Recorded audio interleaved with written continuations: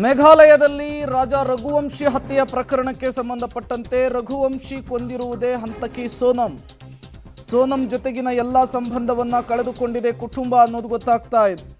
100ಕ್ಕೆ 100ರಷ್ಟು ನನ್ನ ತಂಗಿ ಸೋನಂ ಕೊಲೆಗಾತಿ. ಸೋನಂ ವಿರುದ್ಧವೇ ನಮ್ಮ ಹೋರಾಟ ಇರಲಿದೆ. ರಾಜು ಜೊತೆಗಿನ ಸಂಬಂಧ ನನಗೆ ಗೊತ್ತಿರಲಿಲ್ಲ. ಗೊತ್ತಾಗಿದ್ದಿದ್ರೆ ರಘುವಂಶಿಯನ್ನ ರಕ್ಷಣೆ ಮಾಡ್ತಿದ್ದೆ.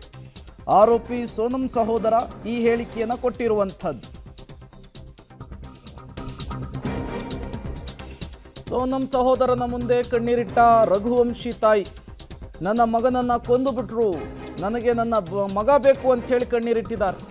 ದಯವಿಟ್ಟು ಸಮಾಧಾನ ಮಾಡಿಕೊಳ್ಳಿ ಅಂಥೇಳಿ ಸೋನಂ ಸಹೋದರ ಹೇಳಿರುವಂಥದ್ದು.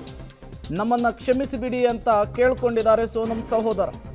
ಸೋನಂ ಸಹೋದರನ ಮುಂದೆ ರಘುವಂಶಿ ತಾಯಿ ಕಣ್ಣೀರಿಟ್ಟು ಆ ಸಂದರ್ಭದಲ್ಲಿ ಸೋನಂ ಸಹೋದರ ಅವರನ್ನು ಸಮಾಧಾನ ಮಾಡುವಂತಹ ಕೆಲಸ ಕೂಡ ಮಾಡಿದ್ದಾರೆ. ಆ ವಿಜುವಲ್ಸನ್ನು ಕೂಡ ನೀವು ನೋಡ್ತಾ ಇದ್ದೀರಿ.